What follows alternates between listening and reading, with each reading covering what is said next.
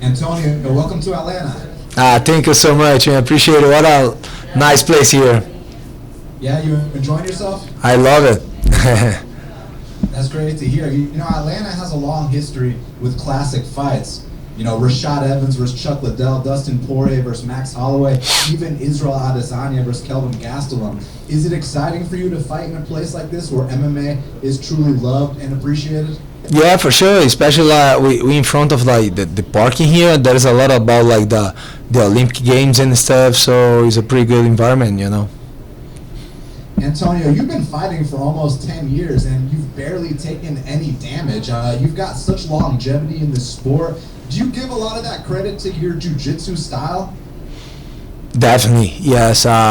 You don't get hurt a lot, huh? During the training, jiu-jitsu or during a fight, when you take the guys to the ground, you know, it's hard for the guys to like find some space to beat me.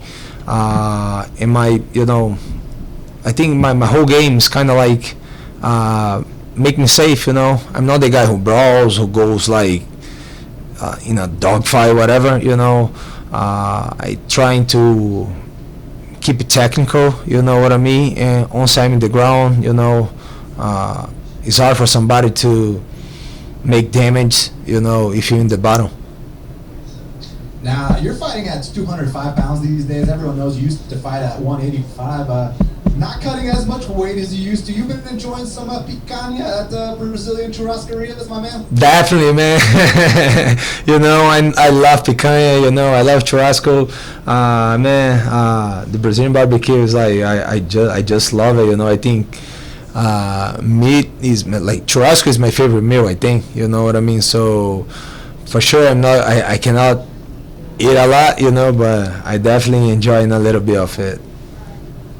Now, there used to be a time where the UFC was the be-all, end-all, and when someone gets released from the UFC, it's almost like their dream is crushed. You kind of show that, man, there are opportunities outside of the UFC. So what kind of advice would you give to young fighters about taking those opportunities outside the UFC and knowing that they can have a place to fight?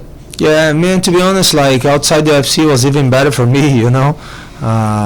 You can tell, right? So just keep going, man. Believe in your dream. Believe that you want to achieve something. You know, UFC is like, for sure, it was great for me in some point. You know, there is a lot of media, you know, behind it. You know, I think it's the most famous, you know, event.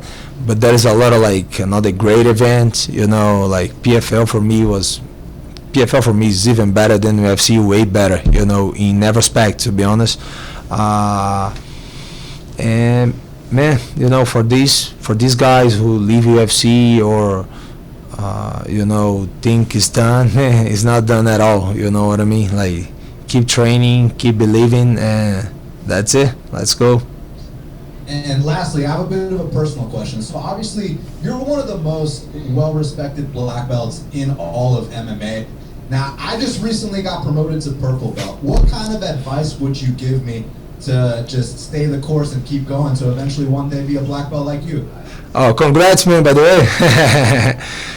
Bro, I think it's like train smart, you know, do a lot of drills. I think drills make me a lot better, you know.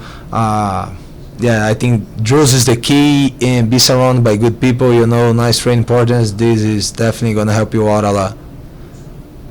Thank you so much, man, and best of luck. Thank you, bro.